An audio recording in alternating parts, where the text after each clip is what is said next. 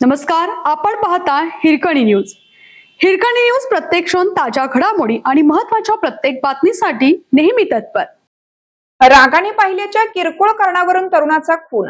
सांगलीत रागाने पाहिल्याच्या कारणावरून धमकी दिल्यामुळे एका तरुणाचा चाकूने वार करून खून केल्याची घटना कसबे डिग्रज या गावी घडली. चाकू हल्ल्यात गंभीर जखमी झालेल्या सागर संजय गायकवाड वय 30 याचा उपचार सुरू असताना सोमवारी पहाटे रुग्णालयात मृत्यू झाला.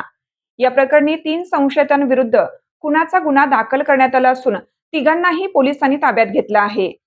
याबाबत पोलीस ठाण्यातून मिळालेल्या माहितीनुसार धैर्यशील करंटे यांनी सार्थक आळतेकर याला रागाने का पाहतोस अशी विचारणा केली असता सार्थकने थांब तुला दाखवतो अशी धमकी रविवारी सायंकाळी 6 वाजता दिली होती. यानंतर रात्री 7:15 वाजण्याच्या सुमारास करंटे व त्याचा मित्र सागर गायकवाड हे दोघे घरासमोरील कट्ट्यावर बसले असता आळतेकर व हर्ष चव्हाण व संस्कार आळतेकर या तिघांनी दुचाकीवरून येऊन सागर याच्यावर काठीने मारहाण केली.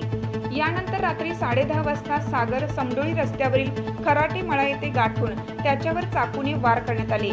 यामध्ये तो गंभीर जखमी झाला. गंभीर जखमी अवस्थेत सागरला रुग्णालयात उपचारासाठी दाखल करण्यात आलं होतं. मात्र उपचार सुरू असताना त्याचा आज सकाळी मृत्यू झाला. या प्रकरणी संशयितांविरुद्ध सदोष मनुष्यवधाचा गुन्हा सांगली ग्रामीण पोलीस ठाण्यात दाखल करण्यात आला असून या प्रकरणी संशयितांना पोलिसांनी ताब्यात घेतलं आहे. पुढील तपास सहाय्यक निरीक्षक कल्याणी शिंदे या करत आहेत.